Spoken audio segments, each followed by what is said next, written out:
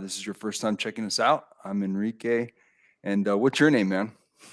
My name is Alex, although a lot of people call me YaBonks, even though that's That's the name right. of my goose. So, That's right. And we how's might your have Austin joining us. I don't know. how's your day going? I know today was a little hectic trying to get this all organized. Yeah, it's been hectic on a number of different levels. Just a lot going on, busyness. I have family in town. It's Friday, so we have a football game tonight for the high school, and my daughter's in the band. And yeah, it's craziness, man. It's been a wild day. And yeah, glad we were able to get on here. And I hear there's going to be a little bit of a giveaway as well, so that's kind of cool. Yeah, so giveaway is going to be for this gear.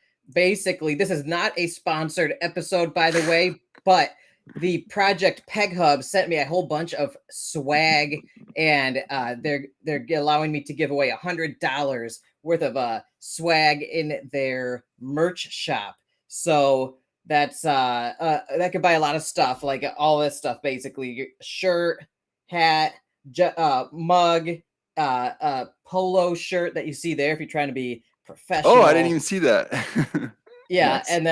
and then probably another small thing like a water bottle or a mug or something. So yeah, $100. And I have been running this on Gleam for the past 2 weeks, and there are there are over 200 entries into it. So it's going to be fun. A lot of people have been waiting for this.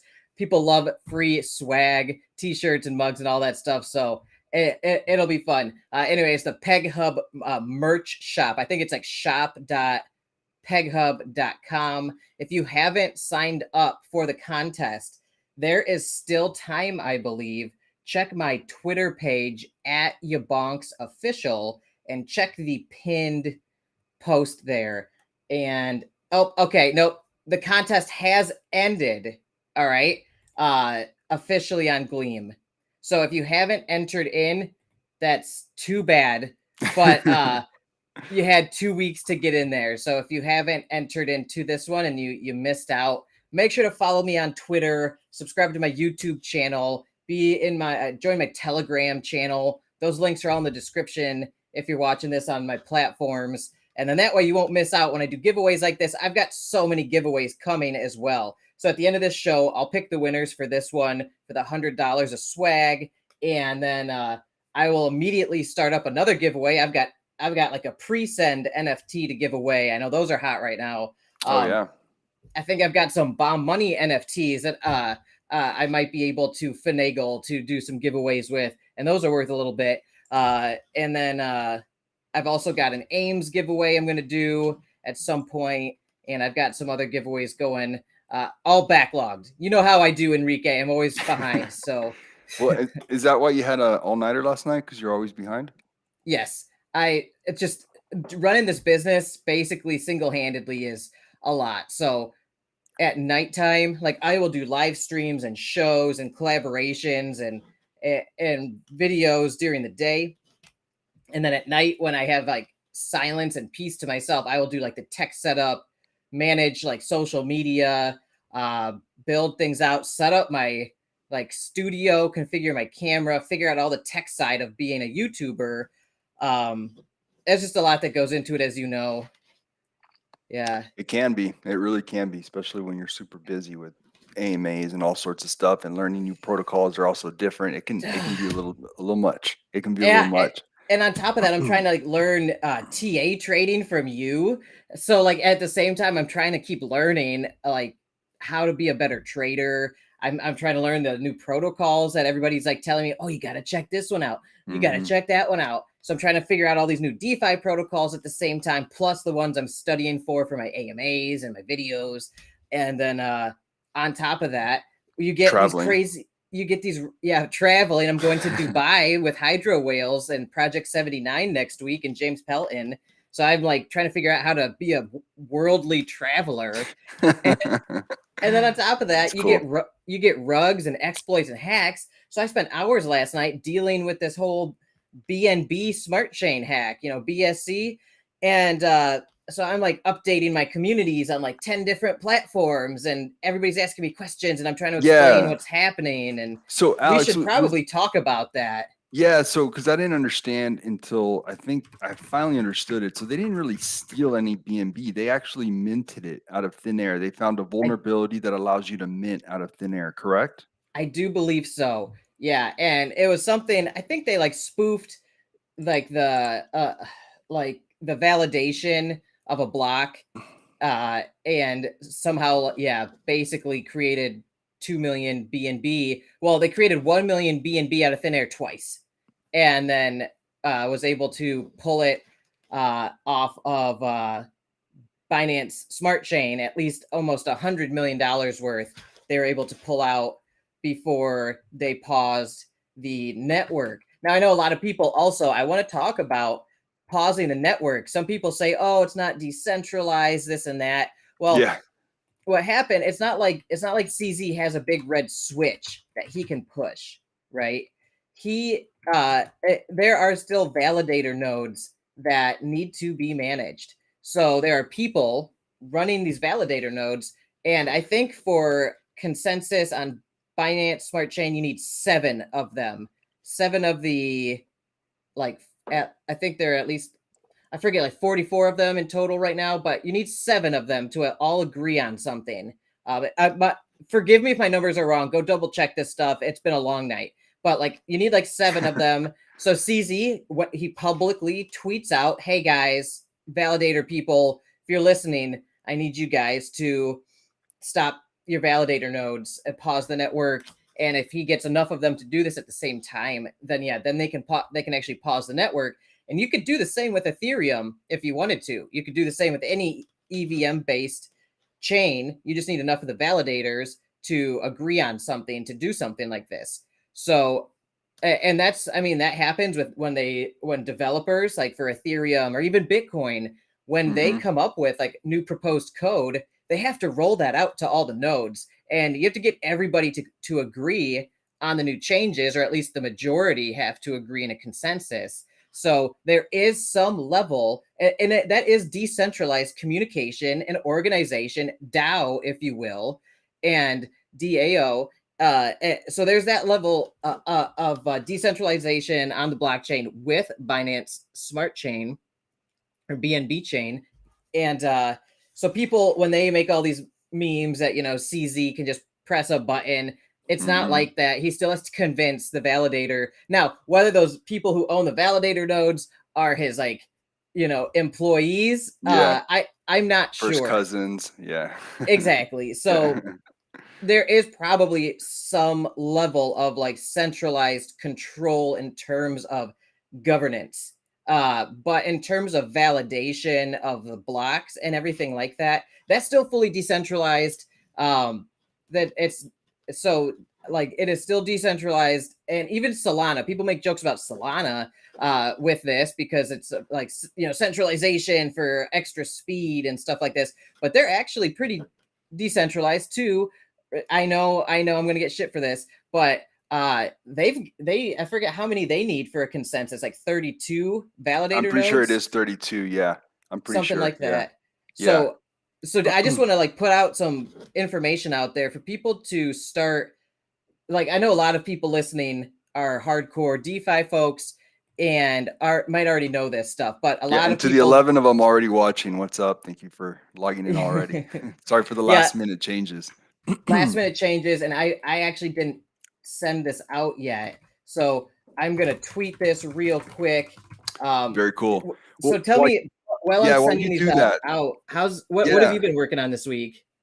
Just a little bit of trading. As you know, I try never to over trade. I've been very busy with, my real job as well. So it's just a lot going on, but I think I'm still averaging probably about one trade a day or two, nothing too major. And there's been a couple days where I didn't even trade. But to what you're talking about a second ago, I've kind of gone down the deep kind of rabbit hole a little bit in regards to like Solana and Near, and really trying to see what makes some of the L1s, in my opinion, elite, and something that we really want to start decent to now. Because I mean, I think I started talking about Near last week, and looking at Solana and its speed, it is pretty amazing. I mean, it's like so freaking fast, and it's faster than Near right now.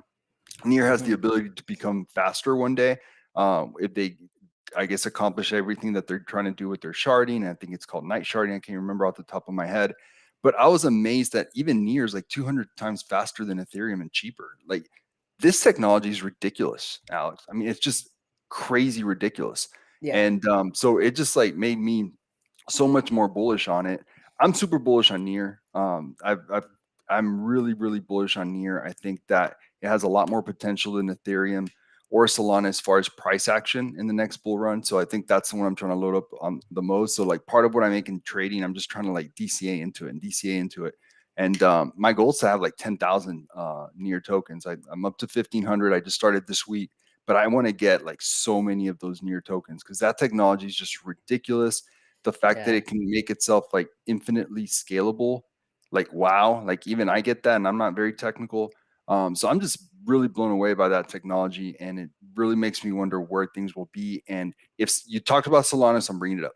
If Solana keeps having the issues that it's having, with the fact that it has downtimes, with the fact that if you interview any developer, they've said it, that it's like eating glass is the equivalent to building and developing in Solana is like eating glass. So you put all those things together, and that's kind of like Near's big competitors, Solana. So if Solana can't get its act together, I mean, who knows how big Near can run? I already have a price target of $60 to $100 a token in the next bull run for Near. I know it sounds crazy. I sound like a moon boy. I never sound like a moon No, boy. I'm right there with you. Not Okay. financial advice, but I am right there with you with Near. I think they're at least going to hit 20 again.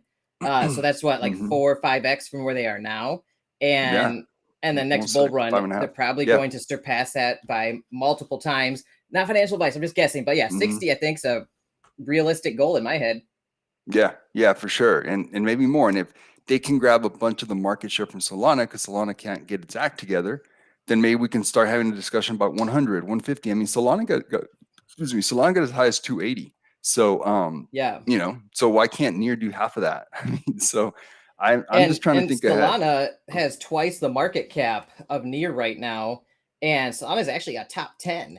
So Near has more, I think, upside potential just to even catch up to where Solana is in terms of market cap. So I think the potential upside for Near is bigger.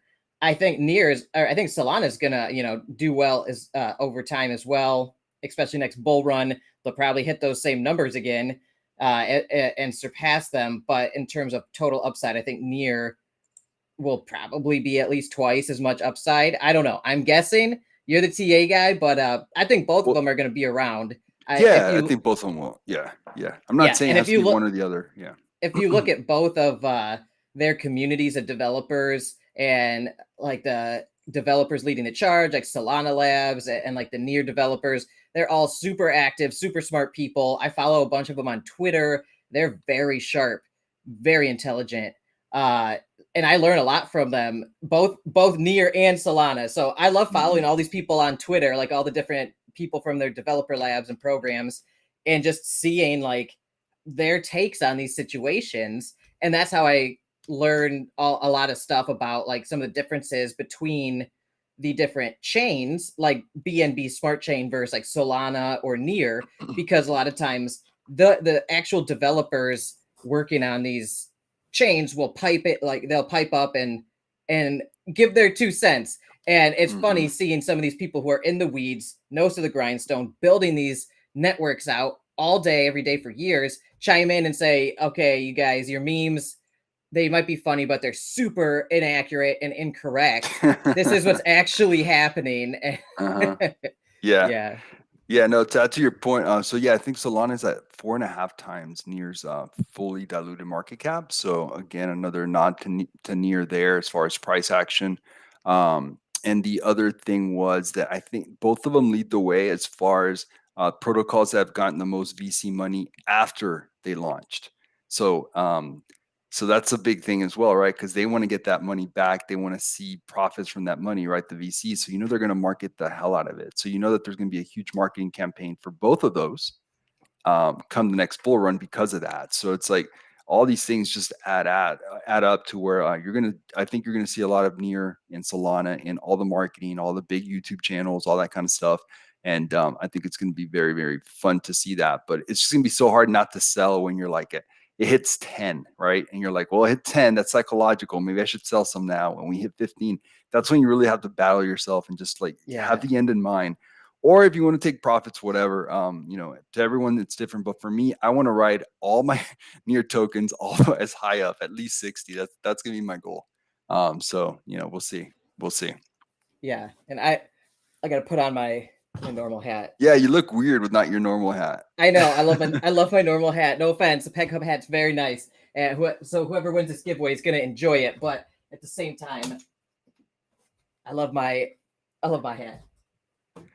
All right, man. So I gotta ask, and I don't even know if you're the right person to ask because I know you've been so damn busy. But what exactly happened with Spring Game?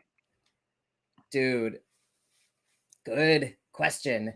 Their LMS got very low on funds, and that's basically what happened. They got down to like what 80,000, and it basically was like critical levels for them, I think, where they started they had to make a tough decision, and they brought this to the community and said, hey, the LMS has been draining faster than we expected, and demand for the trees has not kept up.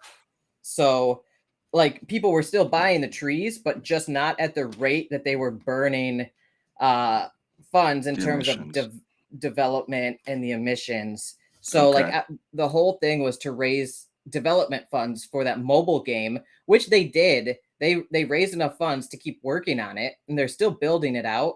But the tokenomics of their tree NFTs, I don't think it was sustainable. I think it was too aggressive, and like because you got to find that balance of like making it desirable for people, especially like the APR chasers, right? For marketing purposes, like that's what people are looking for out here in DeFi. So is it desirable for those people to generate enough demand?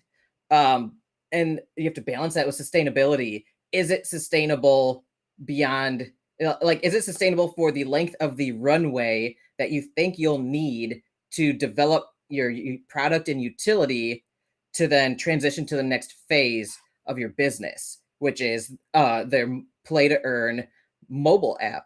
And they didn't, like, there's a gap. Their runway ran out because the tokenomics and demand didn't pan out exactly as they saw. So there's a gap now between the LMS being sustainable and the mobile app being developed.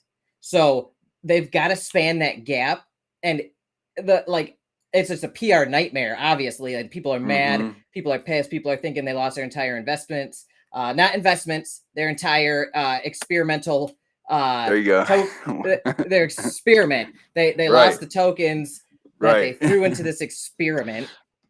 Just, after this whole Kim Kardashian thing, we're all shook, bro. You know what I'm saying? No, so so we even I know Austin, he had a lot of trees. I wish he was here right now, because I want his opinion on this, because I know he is mad about this. I'm messaging him right now. We are talking about you and Spring Game. Get in here.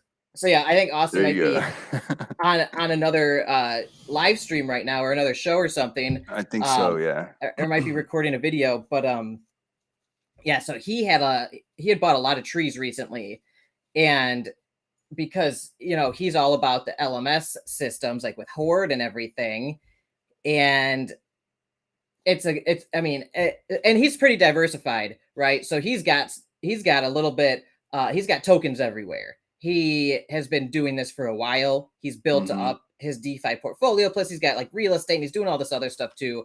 But still, it hurts when one of those positions takes a hit, right? And to hear that you just put like $1,000 or more into a project, and then like a week or two later, they're like, by the way, you're not gonna get anything else out of this. It's basically done. That sucks, right? Like that's a punch to the stomach. Yeah. So he usually goes in for more than 1K. So I'd be surprised if he only went in for 1K. I think he went in for like 3K. Yeah, that sounds more like him. Okay. Yeah. So yeah, because I noticed that SPR was gone from Dex Tools for like 48 hours, and then it came back just a little bit ago. We did, we gave out those NFTs last week, right? Was it last week or the week Oh before? I can't even yeah. remember. Yeah, And it took them a while to get them, and I know that a couple of winners. Well, one of them's here, Lady Boss Nat. It took her a while to get it, and then Francisco took him a while to get it, and then the third person, Kenneth, he hadn't gotten it. And then when I finally talked to Jason again about the fact that, hey, one of the NFTs has not been sent yet, it was like, hey, it may not matter. I don't know, and it just seems like it's up in the air. So I didn't even know what the latest was. But I do see SPR back on Dex Tools at 97% loss. So at a I guess 97% loss. it's Oh at 3 man. cents. So yeah, and that's one of the things, just keeping up to date on all the announcements and news for all these projects we're in takes so much time. I haven't checked on SPR in a few days after those announcements were made. So, yeah. So I'm guessing they turned off the LMS. Well, they did, but then everything looked fine because I heard about the fact that they turned it off and then everything looked fine. I went to Dex. They were still around 94, 95 cents. And then I don't know. It just seems like everything went wrong the next day. That's when I know something's really wrong, when it wasn't even on Dex Tools. So yeah, so that was crazy to see. But then you have wine making this sick comeback out of nowhere. I don't know if you noticed. We can look at the chart real quick, but wine went from 11 to 25. Go ahead. Before we jump into wine, I just want to, for those who are like on the edge of their seat or have tokens in Spring Game, I just want to read the latest announcement as of a couple hours ago from Hash, and I really like Hash. I think she's doing her best out here. So I don't want to say anything bad against her or anything. Like, these are all experiments, right? These are super small businesses, experimental. So it sounds like the community voted to reopen trading only for those with negative balances for 24 hours to purchase or claim their pending rewards. Okay, so if anybody has pending rewards on their Spring Game tree NFTs, you have 24 hours to go in there and claim them. And then it says, unfortunately, the game rewards have caused a sale of these tokens to exceed the available liquidity in the pool. Yeah, the liquidity pool is gone. So it looks like people claimed and probably dumped. And then, so yeah, I see there's what, like, or wait. I'm looking at the wrong SPR. And is that Austin that just joined? Yeah, he just joined. Hey, buddy, how's it going? Ooh, yeah, man. Are you looking at this? Are you looking at this chart, Enrique? So yeah, it went from 95 cents, the lower threshold of the LMS, and now it's at 2 cents, and there's $200 BUSD in the liquidity pool. Look at that chart. Oh my God. So yeah, so Hash in her announcement said the panic sell caused the SPR token to drop to zero. As a result, the current game is no longer of much interest. There are still tokens left, so you can still buy seeds and water packs if you want to collect all NFTs and display them in your wallets. For all the people who bought their NFT before today, you'll probably have assets in the mobile game, depending on their rarity and generation. As you know, Spring Game's mission was to raise funds through the sale of NFTs in order to develop the mobile game. The game is currently in development, and we will continue to do our best to release it as soon as possible. We will now communicate regularly on its progress. The goal now will be to build a community around this mobile game in order for its release. We are developing a free-to-play on Android and iOS. The game design was done by a person who worked at Ubisoft and in mobile game studios. It'll also be play to earn. The revenue will be distributed in the form of game rewards, whether by playing every day or completing certain quests. And there's also customization aspects of the NFTs in order to customize the plots that will host your trees. And they're aiming at a general public game with a target that doesn't know crypto, blah, blah, blah. And then she says, just some other stuff about their other e-commerce businesses. So, yeah, looks like the whole NFT tree thing with the like daily yield or whatever, daily rewards didn't pan out. The tokenomics were not sustainable. At least not enough. Can you guys hear me now? Hey, yes, there he is. Austin, tell us your experience with this. Oh my goodness, dude. Been trying to set up my phone. Yeah, game. I banned from their because I was basically like if you're a failed project, you know what an issue because that's a thing in DeFi, right? That's you're taking a game. But it pissed me off with Spring Game, and when they banned me twice actually, was Twice. they were literally marketing heavy on V3, marketing it heavy. Same day, come out and say, well, ours is running dry. So, like, I think you're breaking up why a in little the bit. Alex, is he? Yeah, he's Yeah, he's okay. breaking up a little bit. Hello? Yeah, we hear you. All right, keep going, man. But basically, what I was saying was, would you be marketing so hard on you know, and the same day drop this giant bomb, essentially kills your project as far as if you're talking about making money, and you just absolutely have no idea. It had to be something going on in the back of their heads. Something is going wrong, and you know, from a extremely disingenuous to your community that you're trying to claim and say you're great, you're for the community, blah blah. Blah.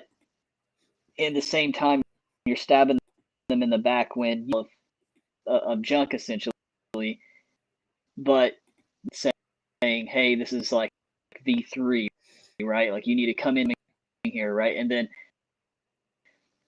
out of nowhere, it's just like I literally had to reread it like 3 times. I thought I was in the wrong. What is happening? Like you guys literally the same day, we're already making a ton of sales or something. Maple trees, and I was like, what the heck is going on? Like you just conned a bunch of buying these trees, these V3 maple trees. You mean to tell me you didn't know about any of this? I go into their Discord, and when I was my second account, because I'm sitting here trying to investment, but they banned me because they just don't like what I, and I have Thresh in there said that the LMS is strong. That, and I'm like, are you like you guys are just blaming people, right? And you see this go with so base where these people act like they're for their community, literally trying to deceive their community, and it's so care what your mission is for your project. I don't care what you sit here and tell people that your LMS hey, Austin, you're breaking up pretty bad. Yeah. Are you out on the road again? Austin, are you out on the road or anything like that? Yeah, your audio, like, it was interesting. Like we'd get a chunk, and then another chunk of audio would start like coming in and like overlap it, and it was interesting. But so while he's repositioning himself, because I know he's on his phone, I just want to say, yeah, I thought the way that they were marketing the maple trees super hard that same day that they later made the call to say we got to pause the LMS. I thought that was strange. I didn't like can that you hear me either. Now? Yes, much better. Yes. Okay, sweet. I'm like my router at this point. Cricket wireless. So, yeah, exactly what Alex was saying is part I started cutting out. But yeah, they're 3 extremely hard, giving off every single got the impression, right? That it's doing it again. Your audio's again. Your audio's doing it again. Oh my god! Where it's like overlapping your statements. What is happening? Yeah. Hey, what about now? Because I just took out my headphones. Oh, I think now we're good. That sounds a lot better. Oh my gosh, it probably was my headphones this whole time.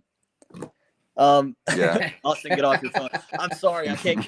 I'm literally like in the middle of grilling right now. I'm sorry.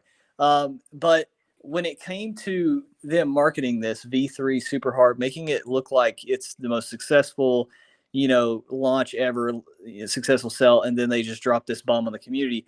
It's so disingenuous. And then I don't know if you all heard the second part that just really just even more killed me was Thresh, one of the core team members there. I don't know what their position is.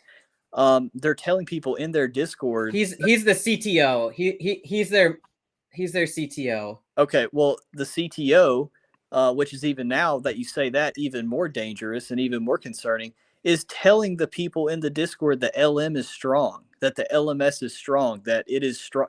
It is 100% in no way, shape, or form strong. And this was after people sold and dumped the project. Like people were literally taking profits taking money left. And then I remember, so it's like you have this team that you're okay with being disingenuous and deceiving to your community. Like that's so disgusting. I don't care what your mission is as a project. I don't care what your mission is as whatever. If you're sitting here just trying to deceive your audience to make things sound better than they are, like you're no better than a thief that just straight out scams somebody, in my opinion. Honestly, even more dangerous. And then, yeah, you asked how much I had in there. I put 3,100 in there. It was like, I don't know, a few oaks and a cherry, I think it was. I forgot what it Oh, We lost him again. lost him again. So strong words from Austin about spring game management right now. Yeah, I mean, I think there is always this weird balance, especially in DeFi, with maintaining community sentiment and confidence, and with that, because you don't want to cause a panic sell, and their goal at the same time is to try to generate demand to keep the sales going for the NFTs, to keep paying out the rewards and everything like that, and generating the revenue. So it's like, at what point do you have to like say, okay, we're in this danger zone where we need to start telling the community like things might be not looking so good. And as soon as you do that, it's going to zero, right? As soon as you start, unless you have like a super strong community that's willing to like step up. But that's very rare because DeFi is finicky, especially in a bear market. So Austin, do you want to carry on with what you were saying? Yeah, sorry guys. I don't know what the heck is going on. But no, the main last thing I want to say is yes. So, and then I was confronting Hash on, if you're so for the community, right? If you're so for your community and you want to make sure people are taken care of, all this blah blah blah blah, why in the world, when you open the claims back up, would you still keep such an astronomically high tax for people to get hit with even more? So now, because I didn't claim or anything, so I had 3,100 in there, or 3,100 SPR tokens, and then I got out. On paper, I had like 2,200 SPR, so I literally had like 2 weeks left before I ROI'd, and wow. Yeah, so it's really funny. And so then when all this stuff happens, and as soon as they open up trading, you start to see it already dropping. I'm sitting there clicking my ledger and everything. And on top of having to pay, of course, a little bit of slippage or whatever, you got to pay 20% taxes. I had to pay 20% tax back to the protocol, something that's just holding my money hostage essentially, right, due to the high taxes. But anyways, I asked her that, right, and she was just like, oh no, that's that's still going to be there. Like, why would you even allow that to be there when you could simply drop it down to 1% to 2%, which was what the post ROI tax was. So none of this was for the people. And even if you are for the people and you say the mobile game was the number one thing, like, let's be honest, at the end of the day, people come here to make money. I mean, the mobile game sounds great and it did sound cool, but if your community right now currently is losing money, you need to make your people whole before you even think about some stupid video game. And then if you have anything left, maybe carry on with that, but only then, right? Or just say, admit you're a failed project, and people would have way more respect for you. And then maybe you move on to a full focused crypto game where you have no passive income type of stuff like what you just did. Like there could have been so many other options if you truly cared about the community versus what we've seen transpired over the past couple days. Well, you bring up some interesting points, because I think what in the space we're in, this is like a giant fintech incubator, and what DeFi is used for oftentimes is a decentralized form of crowdfunding for getting liquidity. Yeah. small businesses bootstrapped, especially games, right? So raising the funds to develop a game is very hard in the real world, right? It's hard to get somebody to give you a couple $100,000 to go and make a mobile game, right? Unless you've got like all this like connections, track record, all this stuff. It's not easy to do. So a lot of people go to like GoFundMe or like there are a bunch of other crowdfunding sites that people do this on, and even those aren't the easiest to do. And especially if you're doing a crypto project, I think there are like guidelines and terms that like you might not be allowed to do that on those crowdfunding sites. So you have to go basically all in on the DeFi side of it to say, we're going to raise the funds in DeFi to build out this DeFi game.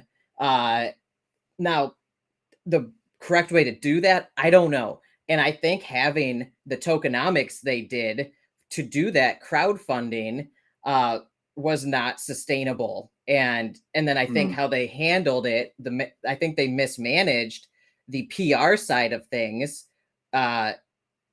during this whole debacle, right? They should have probably said a few weeks out, hey, the LMS is getting to a critical zone where once it hits this level, then we're only going to have a couple more weeks if we don't get X amount of sales of new NFTs to continue raising funds for the game, right? And they didn't do that. They basically pushed it out as long as they could, hardcore marketing with those maple trees, like Austin.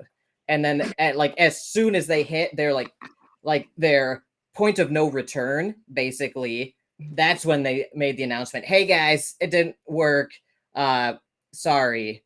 And then there are people who like that day just spent like hundreds of dollars on maple trees, right? And they're sitting there like, what? Oh yeah, absolutely. And so then like that, yeah. And one thing to add to that just further, just on top of everything, just was like, are you kidding me? Like you're. Uh-oh. Lost him again. We lost him. Damn. Every time he's on a roll. Yeah.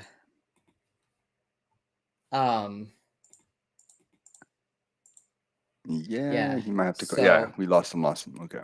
It's it's crazy, man. Like I wish they would have had those contingency, like maybe this was their contingency plan to push it to the last second before letting people know, because like if miraculously community sentiment and demand like went through the roof like the day before their final cutoff day, and and the project survived with the payouts, then like that's I think the hope. But I think that's very risky game of chicken to play with your entire community, right?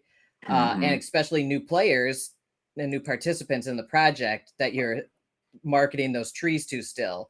So yeah, I think maybe they should have said like 3 or 4 weeks out, hey guys, the LMS is looking at critical levels. If sales and demand don't increase, then it's not going to be sustainable and we're going to have to shut it down. So what's this Croc? What's the Kyoto dump you're talking about? Because I know they're in a managed trading zone right now where it's only OTC, and they have a managed 30% month after month decline in price until their layer one blockchain. Yeah, it's all set and automated. But speaking about Kyoto, I'm glad that Croc brought it up. Did you guys know that Ripple is now in the carbon credit game? I didn't know that. No. $100 million they just invested. What? They're gonna be. They want to be the leaders of the carbon credit integration with the blockchain, and Ripple's all over that now. So that's going to be Kyoto's new competition. Can you believe that? Which I don't think is a bad thing for Kyoto, because now it's not going to seem like this crazy idea, right? You got Ripple Labs actually, giving that basically. I mean, I feel like it gives it street cred, the fact that they invested so much money into it. So I thought that was pretty interesting. I don't know if you guys knew that or Croc knew that. I didn't. So that's interesting. And I think that actually bodes well for this sector because it is like the new DeFi gold rush, basically. Crypto gold rush is carbon credit, climate change stuff, and crypto coming together because blockchain ledgers are one of the best ways to prevent carbon credit fraud, which is a big deal across the world. People double counting carbon credits and doing all sorts of stuff, registering them twice, things like that. So blockchain technology is like the perfect database to manage that on a peerless, trustless way that's hard to manipulate. So that's good. I think we're seeing really big players now trying to get in here.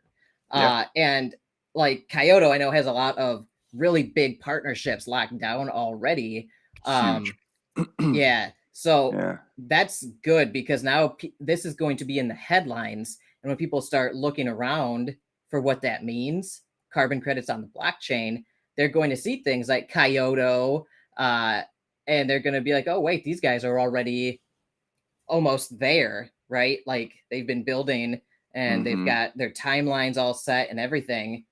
So I'm going to have to look into that with XRP. Good. Thanks for letting me know about that. Yeah, what's really interesting is that they're going to have so much more money behind it. It makes me wonder if they're going to be able to catch up to Kyoto pretty quickly because they have so many funds and so many people working and building on it. Lady Boss Nat just stated that it was supposed to happen today, OTC, but it got delayed. Yeah, it looks like she's on top of all that. Oh, yeah, because they're aren't they like deploying their new OTC dashboard? The UI should be released like today or tomorrow. So people will be able to OTC in and out with that. So Alex, so there's just no point to looking at the chart, right? I mean, yeah. So that's how I understood it. Okay. Yeah. So the chart, I don't think is relevant at the moment because it's only OTC. Like the liquidity on the dexes, I don't believe is reflects the real state of the Kyoto token because they've taken that to like an OTC. It's only over the counter right now. Like you can't actively trade Kyoto in the liquidity pools, I believe. And if you're trying, I don't think you should. I don't think it's going to work as you think it might. Not financial advice or anything. Go check out their announcements and everything. Like they're building fast as they're going into the regenesis phase. So just check out that stuff. Like you can't go to like Pancake Swap and buy Kyoto, or you can't go sell it either. It's like you either get in, you either got in on Kyoto before they locked it down and went to their managed vesting period where it's going to go down like 30% or something every month until the blockchain. Now keep in mind it's rebasing that whole time. So at the end of it, you end up like with 72x the amount of tokens or something like that. I forget the exact number. It's crazy numbers, but they got big hedge funds trying to get in to it, and they can't sell those hedge funds the tokens at such a volatile price as if it were trading on DeFi, on decentralized exchanges. Because if a hedge fund comes in and says, I want to buy a few $1 million worth, that price is going to go insane, and the slippage is going to make it very hard to give a large organization like that an accurate quote for what they're buying, right? So Kyoto, that's why they're doing this. They locked everything down to OTC so they can manage the big hedge funds and the venture capital participants. I always got to remember participants. This is not securities. If you're in the United States, don't participate in any of this, yada, yada, yada. Some of those players are pretty big, man. They invested a lot. I have a hard time not calling some of those guys investors. Tons of money, dude. Yeah, no, they're venture capitalists. Like like some of these venture capitalists have moved around billions of dollars. I've checked out their websites and venture capital databases on them and stuff. Legit. Anyway, so they're trying to buy millions of dollars worth, but Kyoto's like, look, if you buy a few $1 million worth, this the price is going to go crazy. The slippage is going to make the deal that we're trying to give you not good, right? Because we're going to quote you this price, but the slippage is going to make the price go crazy. And then people are going to try to, so they locked it all down. And for the next year, as the venture capital is trying to move in here, they're going to have a vesting schedule where it's like, for this month, it's going to be this price. Next month, it's going to be this price. Next month, it's going to be this price. And the reason why the price goes down during that time is because of the rebasing. So the rebasing function still works on the token. So the token supply is going to still be inflating to their max supply that they want for their layer 1 blockchain when they launch in a year or less than a year at this point. But during that time, venture capital is trying to move in. And like some of the partnerships they got are crazy. So venture capital is trying to get in on that. And it's like, all right, they can give them this price for this month and they can OTC it. And then retailer holders like us, participants, can say, I want to give 5, 10, 15, or 30% of my monthly tokens. I want to sell those to the venture capital people and get BUSD in return during that entire period. Or you can say, I just want to hold diamond hand it, if you will, all the way to the end. That's probably what I'm doing because I'm a crazy degen. And I like, if this works, this could be like my big play of my life. Right. Huge. So yeah, I'm willing to take a Hail Mary. I'm willing to do a long shot on it. And so basically for me, I'm either going to millions or zero on this play. My wife might think that's stupid. A lot of you might think that's stupid, and it might be stupid. So not financial advice. Well, did you see Mr. Voss's comment? He doesn't believe in the whole carbon credit. He's just not a believer. So, Mr. Voss, I think that's a very valid argument. I actually, I see both sides of it, and I might get in trouble with all my Kyoto friends and stuff like that. But I've always been of the position that the carbon credit scheme is, God, I don't want to get deplatformed. You know what I mean, Mr. Voss? Isn't that literally how like Elon Musk makes a lot of his money is tax credits, like carbon tax credits? 1,000%. Yeah, so that's how he got so much money to start all his businesses. There's some lucrative side to it, but for DeFi projects to figure it out, it's probably a lot harder. Yeah, I'm not talking philosophically here. I'm talking straight, like a speculative DeFi play for me, right? And I see a business to business, especially a B2B demand here for this kind of thing, because whether we like it or not, government's going to shove carbon credits down our throats, right? And that is going to be a tax that businesses internationally are going to have to deal with and face the music, whether they like it or believe in any of it or not, whether they agree with the data. And because like there's data and scientific articles on both sides of this argument. It's very complicated. It's not black and white. And I'm going to upset people everywhere with all these statements. I don't care. I'm going to tell you how I think about this. And I'm somewhere in the middle in terms of like, as a business, this is necessary. Whether Kyoto does it or somebody else does it, somebody's going to do it. Somebody's going to make a lot of money. Kind of like you, Enrique, you're like, you provide tax services for people. You're an accountant. You're very good at, and people need that service. Somebody like me will like come crawling to you in April and be like, help, man, I'm so screwed on my taxes. And I will pay you a ton of money to sort my shit out so I don't go to jail. Right. I'll be like, you have too many rewards, man. No, I don't want to. And that's kind of what I think like Kyoto is, where they are like a B2B service where these big institutions are getting hit with these massive tax payments for these permits for their like carbon credit offsetting, for their carbon credit cap, their emissions caps that these regulatory bodies force on them. And they have to deal with that. Right. So they're going to like reach out to somebody like Kyoto and be like, hey, can you simplify and streamline the process of getting me carbon credits to offset my emissions so I'm under the emissions cap set by my jurisdiction? And those people will pay Kyoto a lot of money, or even better, they will buy the synthetic carbon credits for that.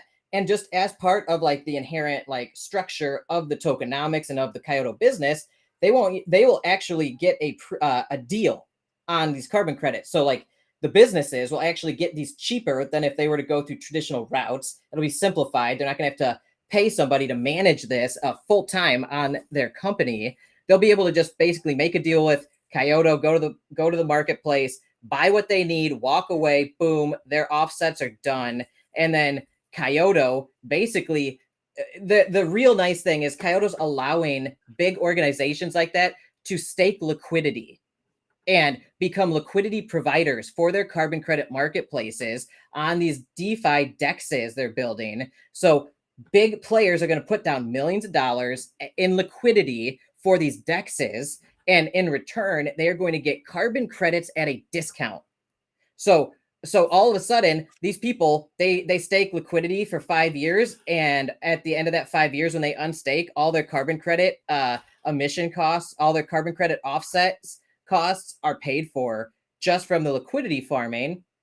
And I just think that's a really clever idea of how to use DeFi and blockchain tech with the carbon credits. Amazing. Yeah. To give a B2B, basically a great deal for these people who are under the boot, if you will, right? And a lot of the Kyoto people, I love them all, right? Their community is awesome. Like I'm talking like the people in the community are just like good-hearted people.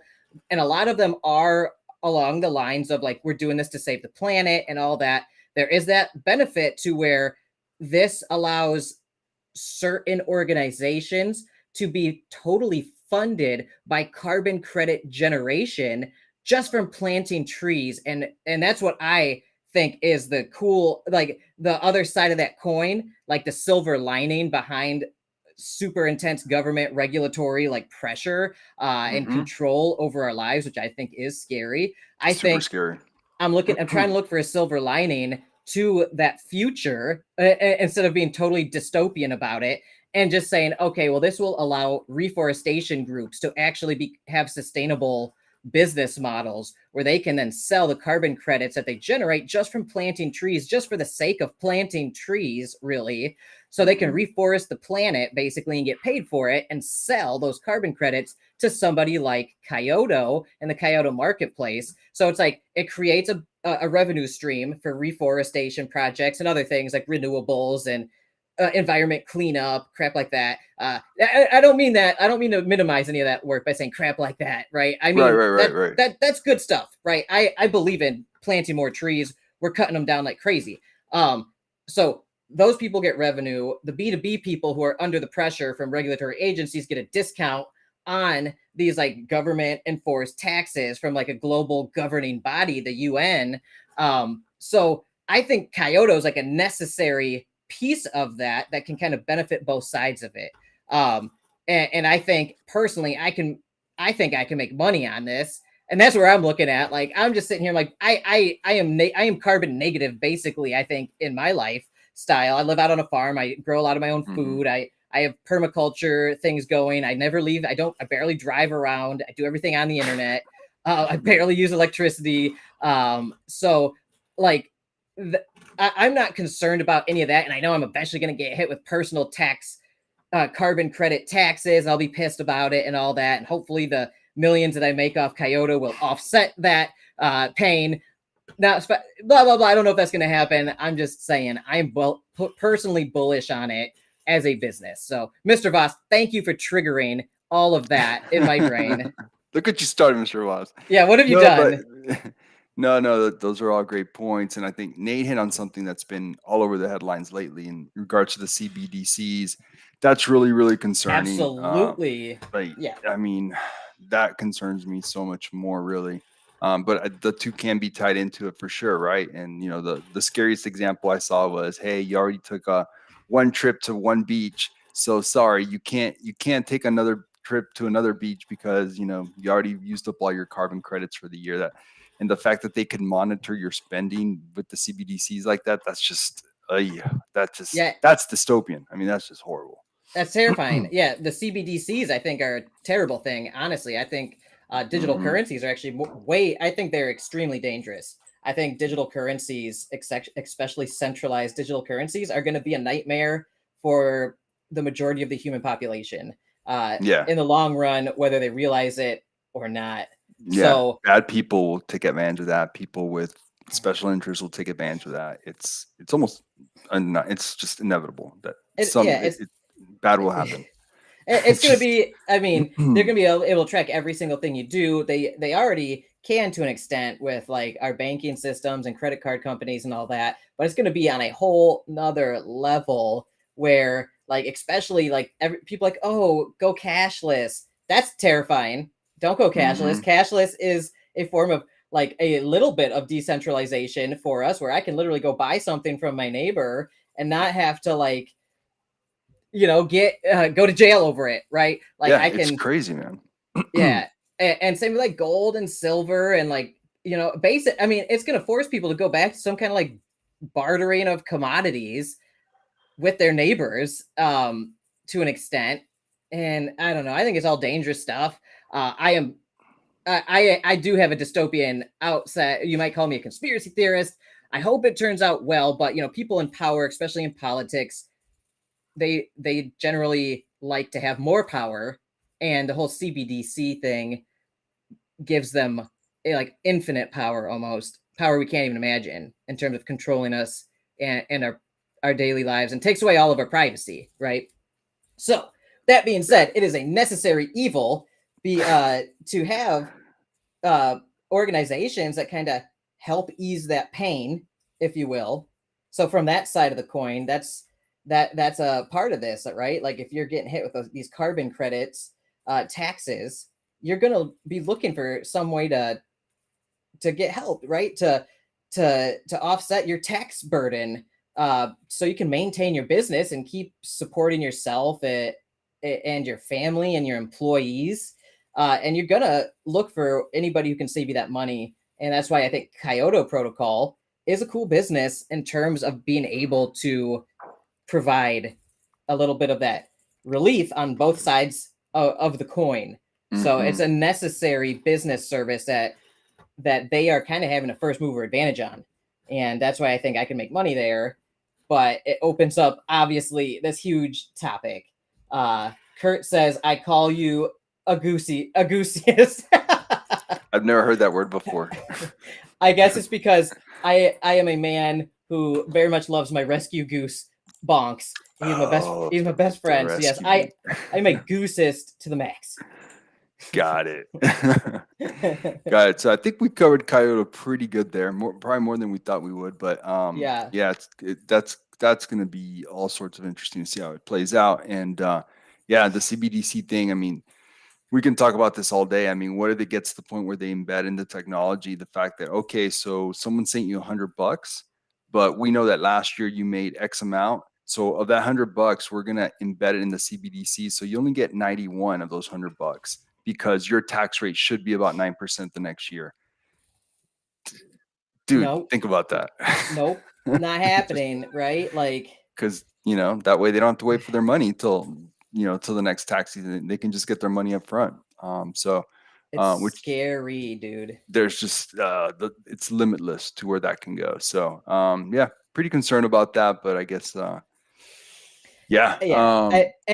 in this weird transitionary period, right, where it's like people from our generation will remember what it was like before the internet and like this super hardcore tracking. And yes, Lady Boss Nat, we would love to get you on here sometime. Yeah, let me know anytime. When you've got your camera and everything all set up, and we'll do it.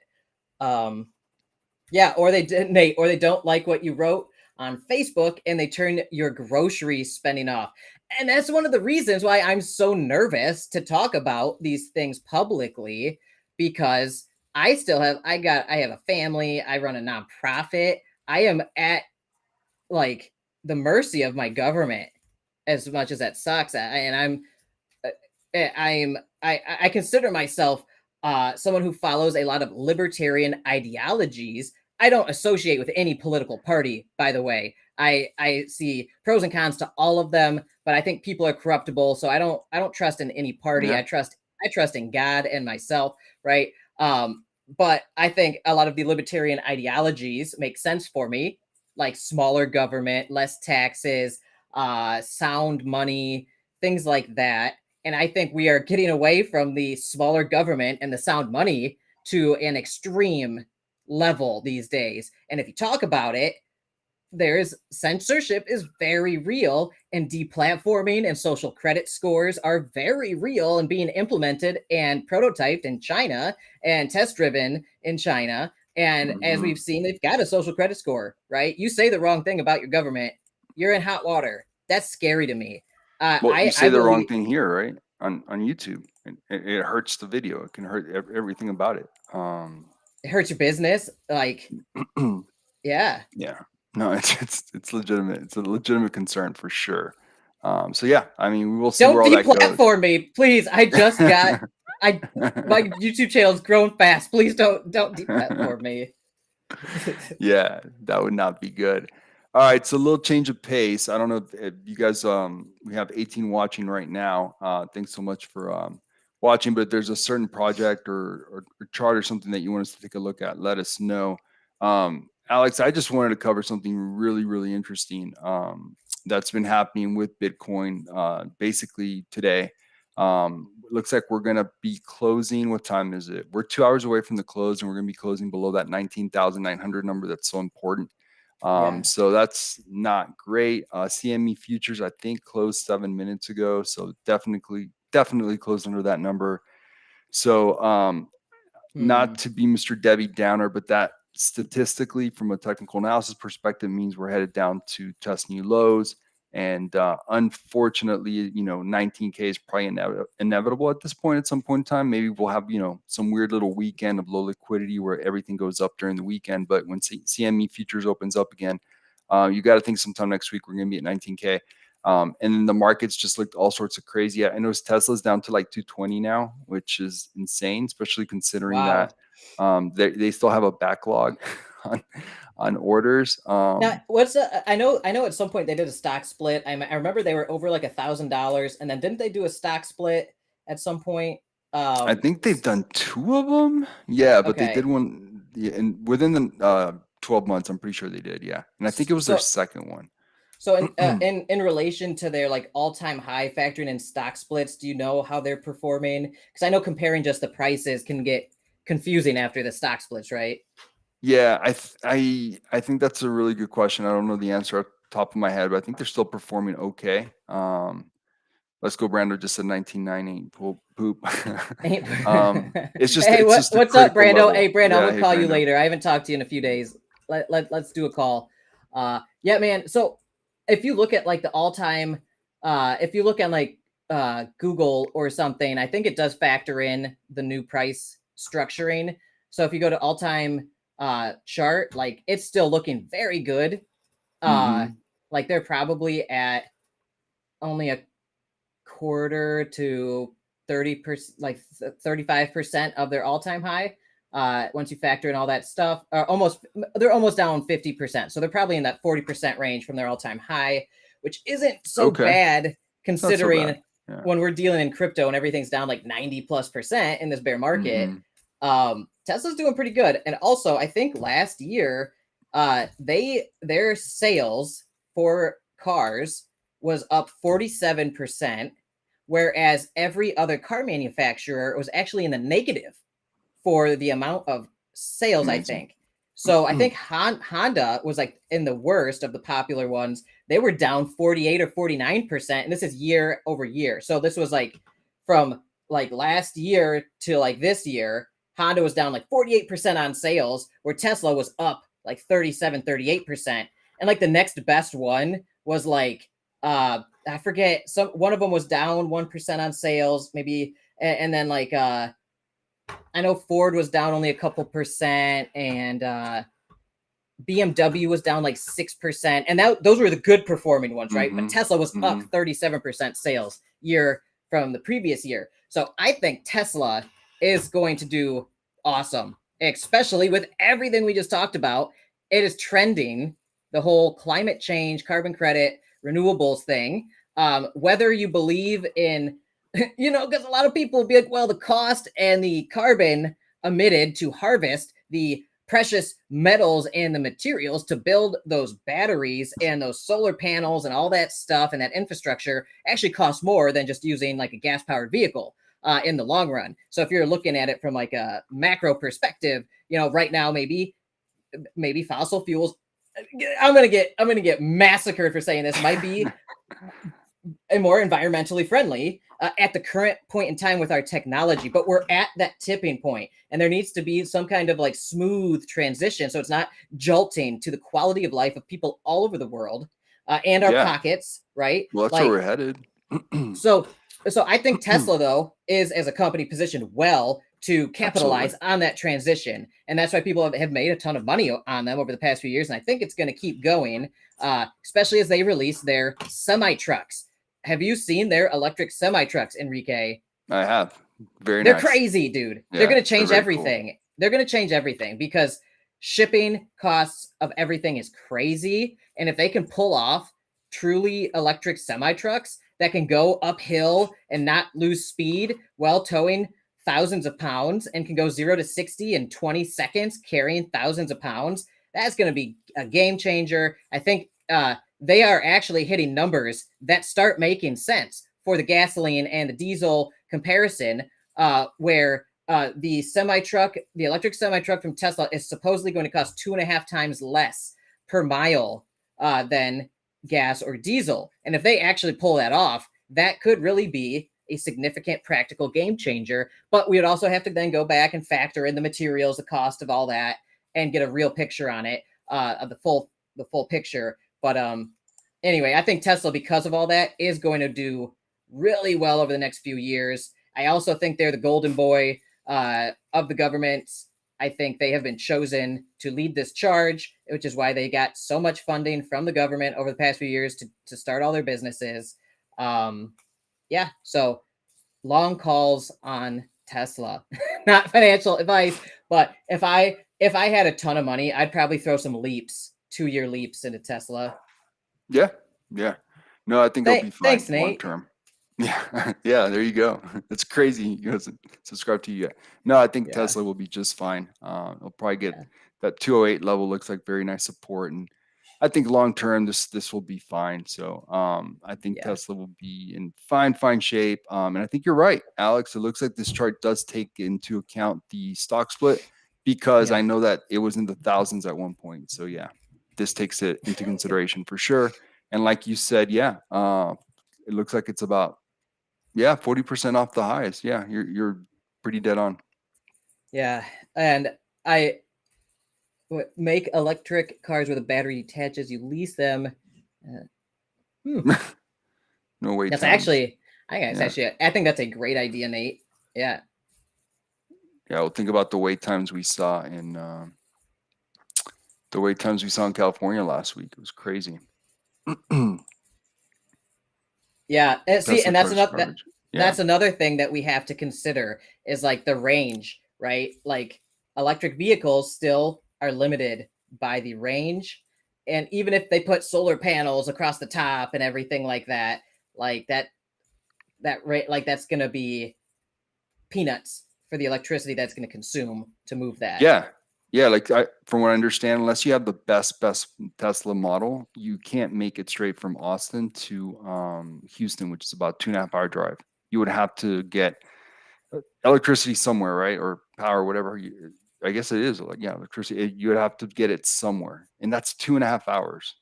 That's insane. Like that's insane, dude. And I think most of the electric vehicles on the market today, I think the best ones are pushing like 300 miles of distance.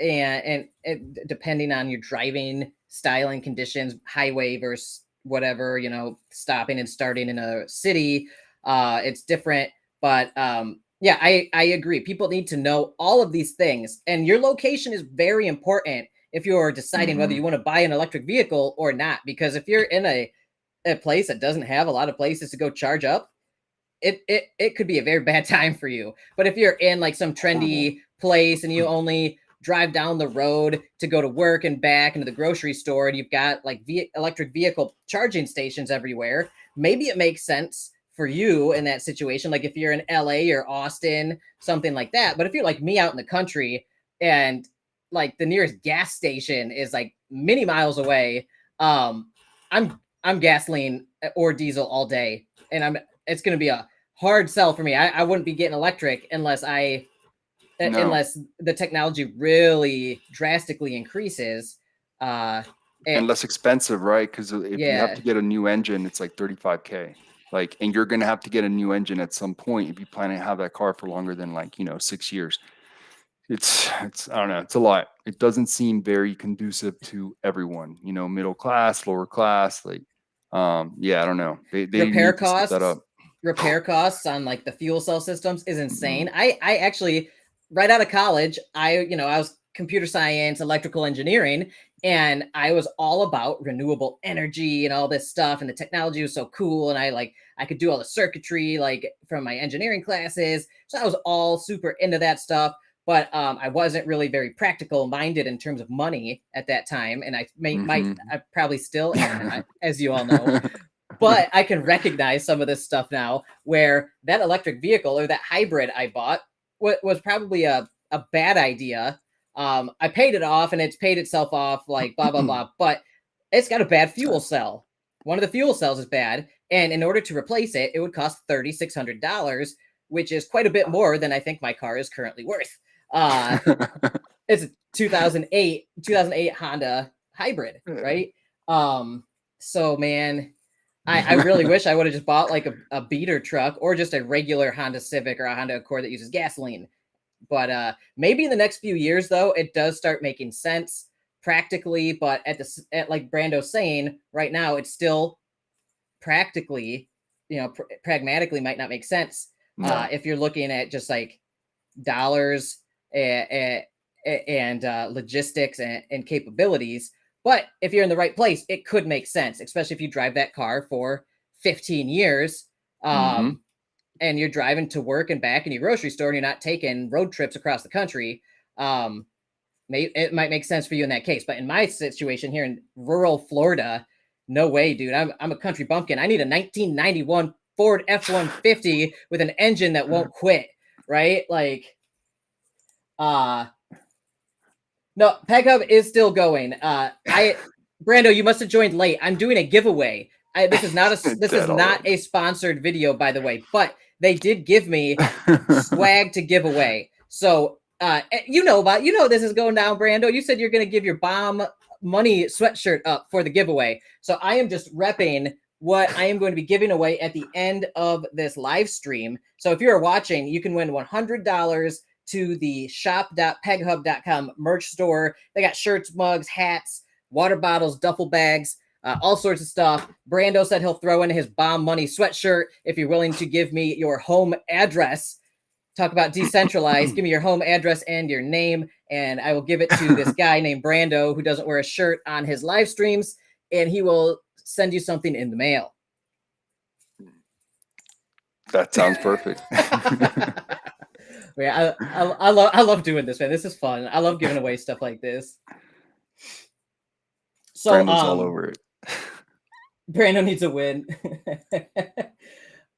Financial advice: don't give Brando your address. He is a truck driver. He knows he knows all the streets in the country. He will find you.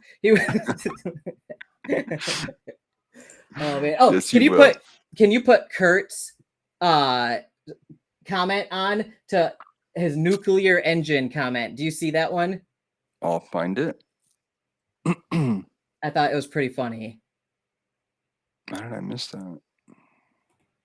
So Brando said he'll send the sweatshirt to me, and then I can send it to whoever. So if whoever wins, I will throw that offer out there. If you want, let's go Brando's bomb money sweatshirt.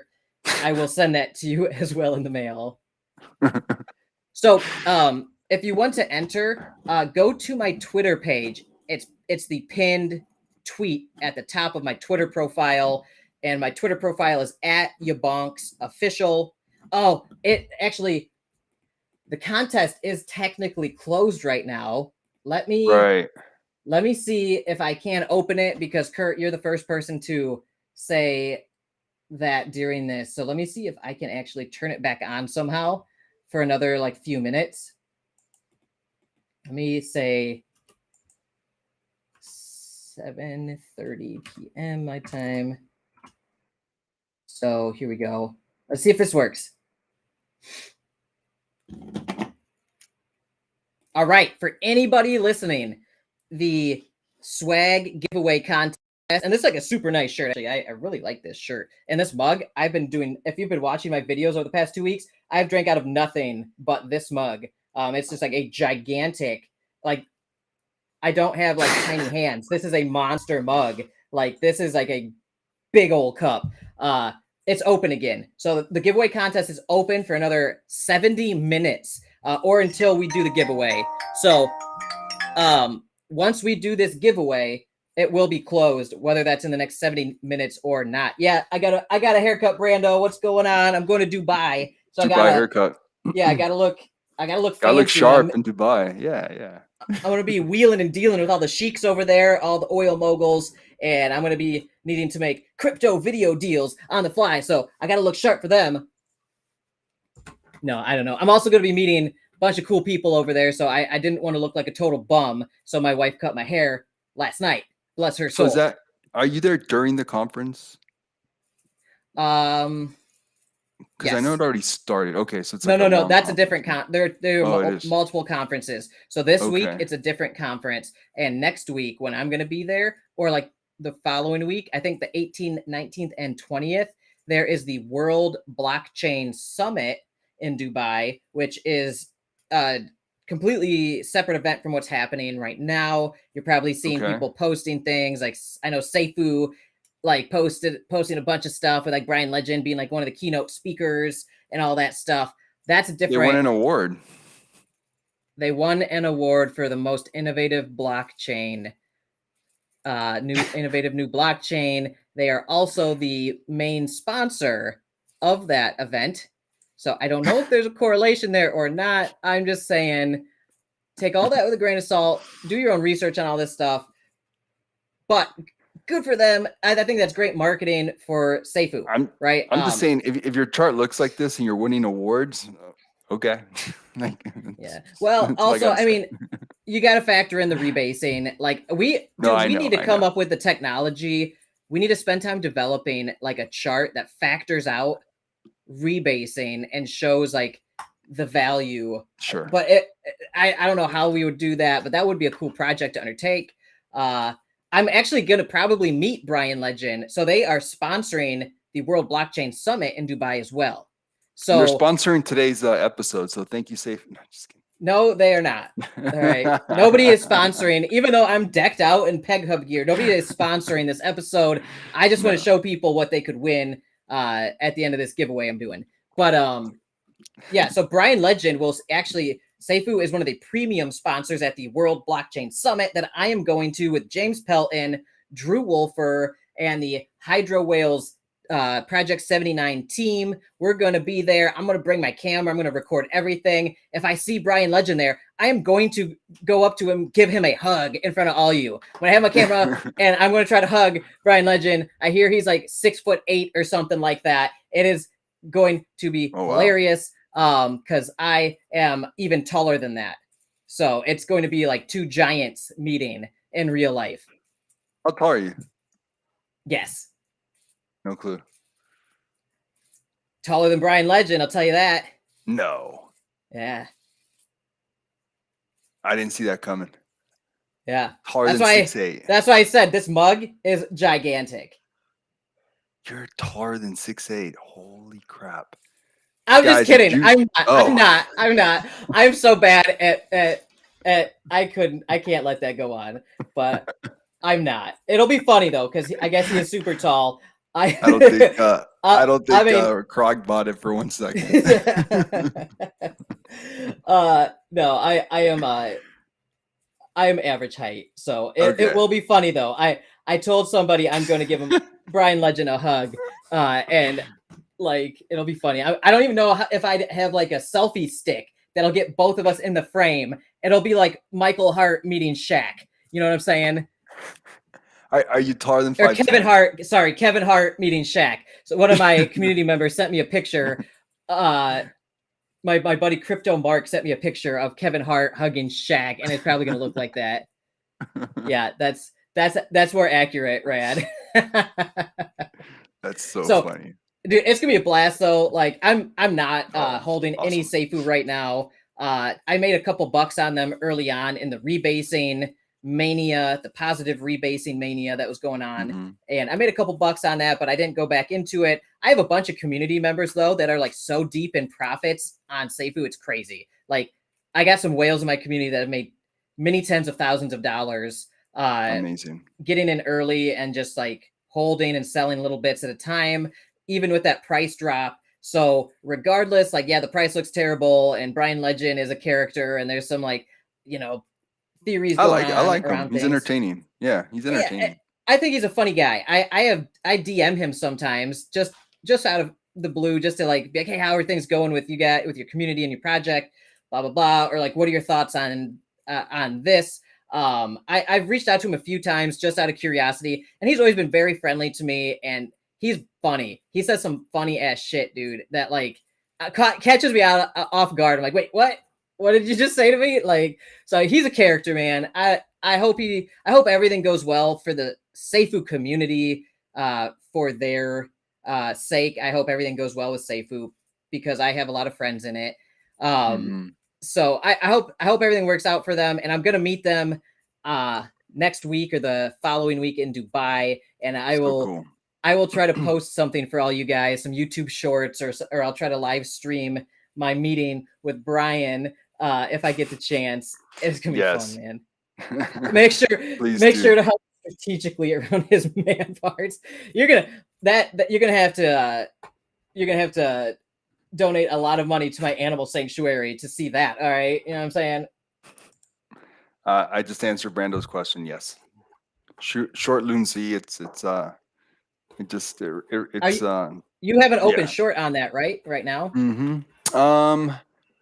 I'm about to. So if I have an open order that if it gets to 28,970, my limit order will short it. But right now I got out of my short earlier today because it started looking a little nice on the 4 hour, and sure enough, it's doing it. It's if I show the 4 hours, you can see it's doing pretty well. So I thought that it was going to go up some, so I decided to put in a buy order around 28,900. I think it's 28,970 to be exact. So I'm hoping it gets up there, so it gets filled and then starts ticking down. But yeah, I'm expecting more downside for Lunacy, Luna Classic, and I think eventually you'll get down here to this 18,000 level down here. I think it's going to eventually get there in time. My only concern is that I'm in the middle of a short and they announced the Coinbase relisting, and then boom, I will be stopped out immediately, and they'll be that'll be a nice little 3K loss. But I think or 4K loss. But damn, hopefully it won't happen while I'm in the middle of a short. It's just kind of the risk you take. But maybe that would be the best thing to happen, right? For that Coinbase relisting to happen. Then it'll present probably the easiest short of all time. You just wait for that craziness and excitement to die down, and then you can just hammer it at will, like just unlock the hounds and just short it to where it's going to be one of those, spots like earlier this year when Phantom was at a very nice short level where you can just go crazy without any concerns. So that's kind of like the idea. So either way, it could be good. YaBonks, when are you going to get merch? You need to support your sanctuary. That's a great question. Thanks, Kurt. I do appreciate that.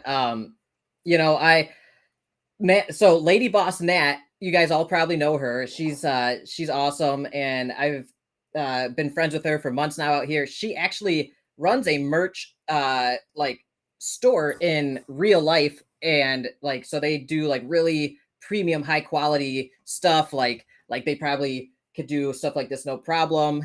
She keeps asking me for a high def picture of myself. And a design that I would want on a shirt. So I would love to have like a picture of YaBonks, me on my goose bonks, flying him like a dragon, with my rescue rooster Lord Henry on my shoulder as we fly into battle into the DeFi world.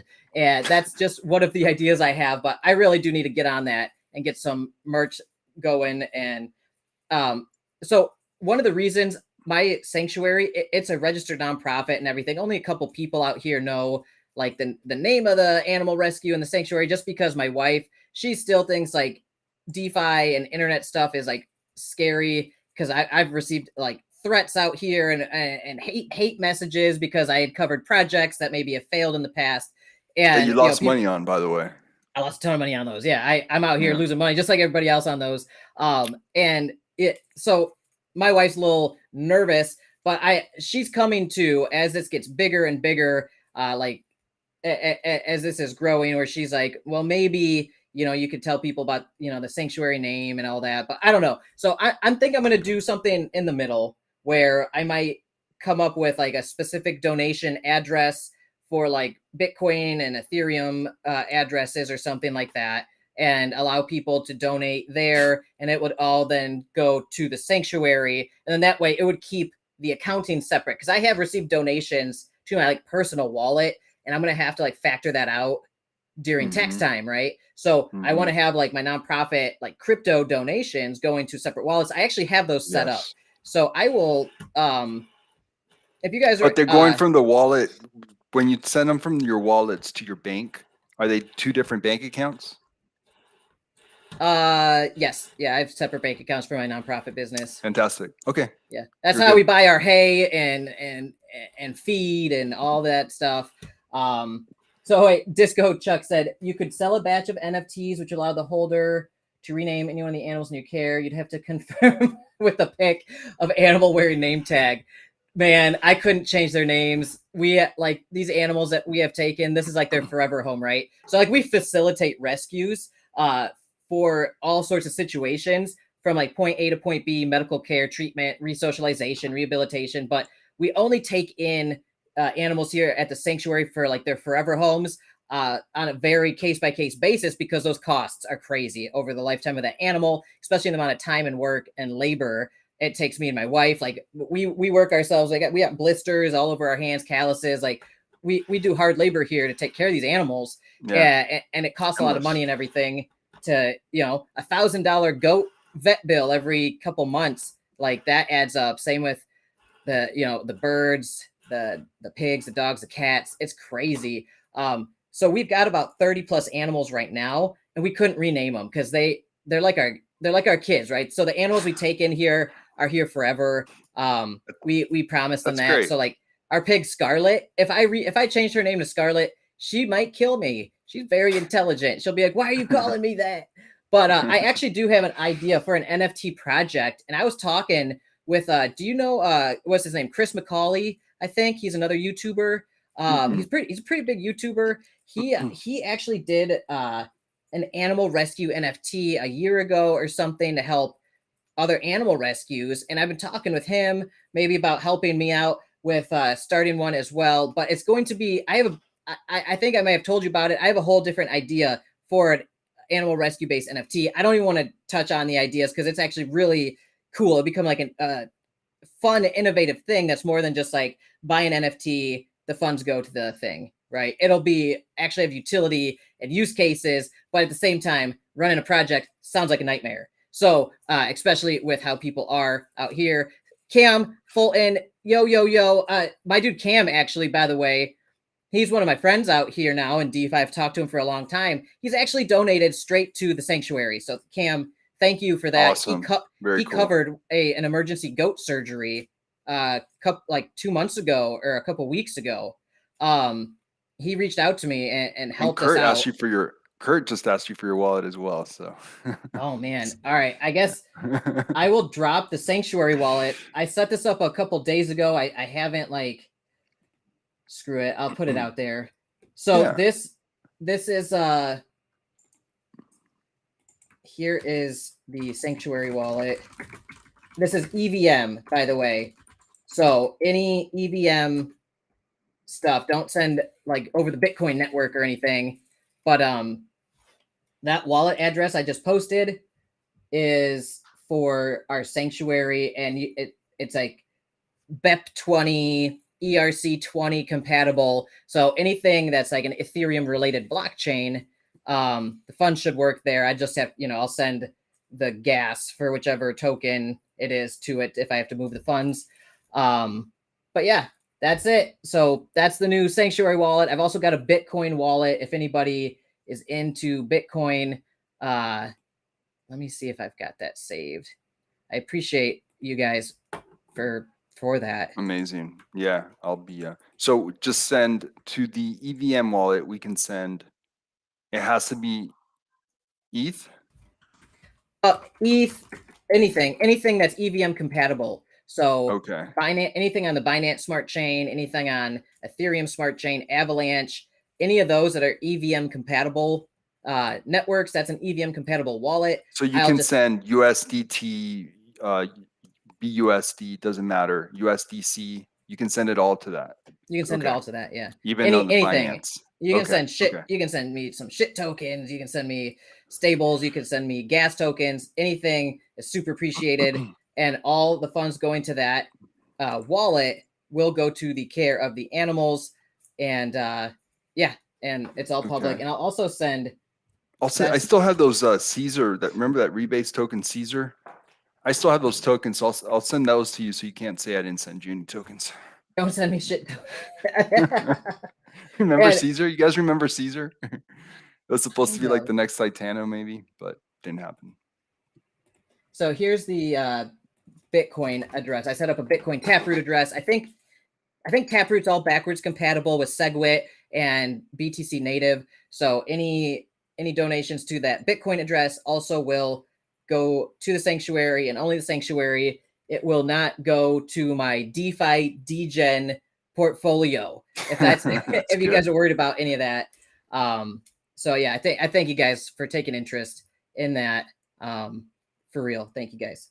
Like me and my wife are deep in credit card debt from our animal rescue because, you know, life happens, animals have medical issues, and we just kind of take the hits on our credit card and then just keep going. And we've been working each multiple jobs for years to try to fund this thing.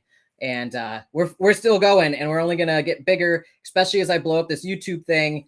I'm going to take this thing as far as I can to generate funds. And all the money we basically get goes into the sanctuary personally as well. We do set aside a little bit of money for food and stuff for ourselves and the mortgage, which I guess is part of the sanctuary because we live on the sanctuary. But thank you guys. I appreciate that a lot. No, fantastic. Yeah. Yeah. Yes. Brando, send me some boob token. That sounds very lucrative. That's Okay, looks like Cam's been building on the Cardinal stuff. So if you guys haven't checked out Cardinal House, check them out. Yeah.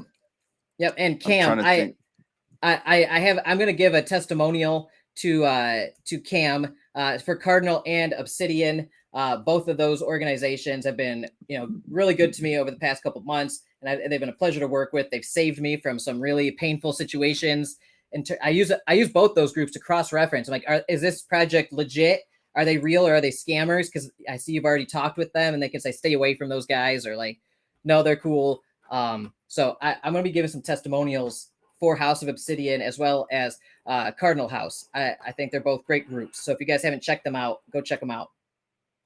Yeah, absolutely. Definitely go check them out. There's so much cool stuff there. Trying to think what else. We've been going for an hour and a half. I think we covered it all. I think the only other thing, Alex, was that more news came out again about that guy we talked about last week, Lark Davis. That guy. Oh. Again. So apparently he somehow found out about the Celsius thing before I guess everyone else did.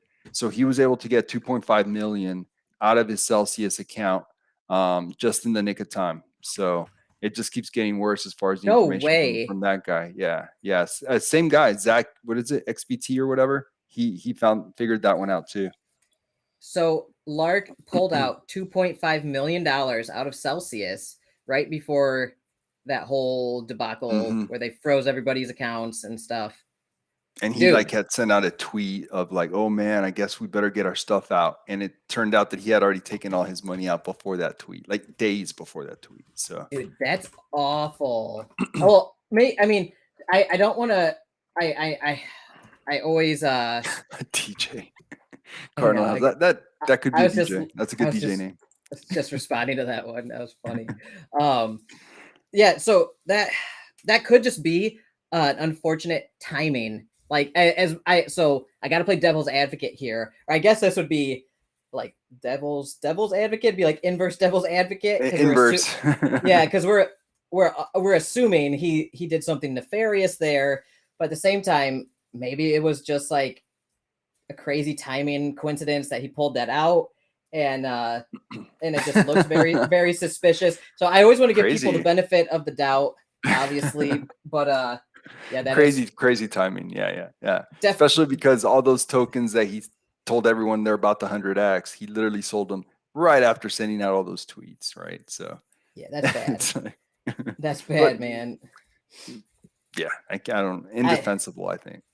Yeah, like I think there's a way to take profits if you like make a marketing deal with a project or something. Like there is like there are nuances to it, right? And you have to like factor in the effect that if you were to get native tokens and sell them, what would that effect be on the liquidity and your overall community that you just marketed to, right? So like you have to kind of think really hard on like how to do that responsibly. Now, like I'm a super small fish out here, right? So like I'm not moving any prices. If I sell anything, like if I sell a couple $100 of something, it's not going to really do anything.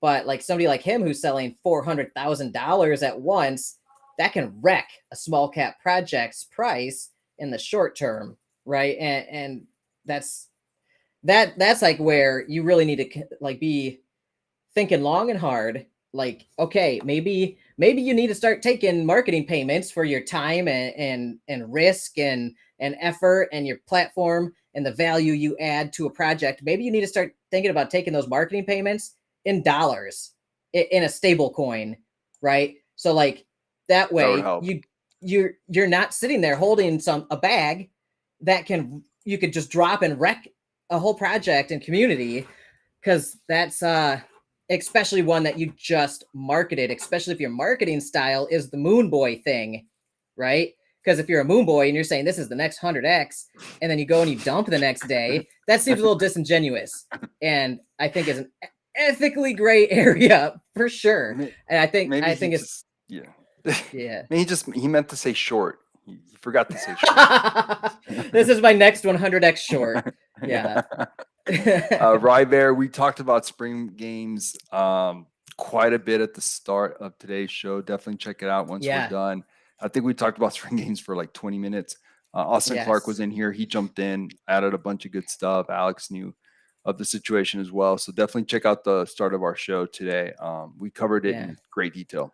Actually, I had no idea so much was going on behind the scenes. And Austin had a lot to say. So yeah, really he did, because I think Austin just got into it, and like I almost ROI'd on like my couple trees I had. I didn't have a ton in there, but I know Austin just recently bought a bunch of trees. So yeah, check it out. There's like 20 or 30 minutes. We really dove deep into that. We won't get into it again, but Disco Chuck, I bet it is. Yeah, dude. Yeah, that's pretty funny. Yeah. So other than that, guys, trade safe this weekend. This weekend looks very, very interesting. I think Bitcoin is I was talking to Brando earlier. It's looking pretty bad on the 4-hour, but weekend action is crazy, right? Because it's so liquid, so anything can happen. But all the technicals are screaming that Bitcoin's headed to 19K or 18.9 and change. So hopefully that will hold. And guys, it's a weird time to be alive, right? I mean, the fact that Biden was almost acknowledging the fact that it's in the realm of possibilities, like a nuclear war. It's just so scary, right? It's just like, it's a weird time to be alive. They say that every couple of years, though. Like, I don't think I personally don't think the globalists are gonna nuke the planet and destroy the environment that they are currently, Can they control Putin though? Can they control Putin? Bro, I think it's all kabuki theater for real.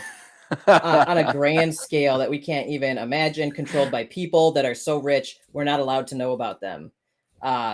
So I don't think those people are going to scourge the earth in a way that they can't enjoy all of the finer niceties of life all across the world.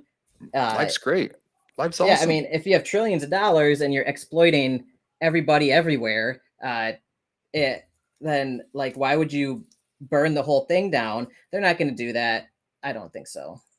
I hope you're right, because that Disco Chuck. Disco Chuck. I love it.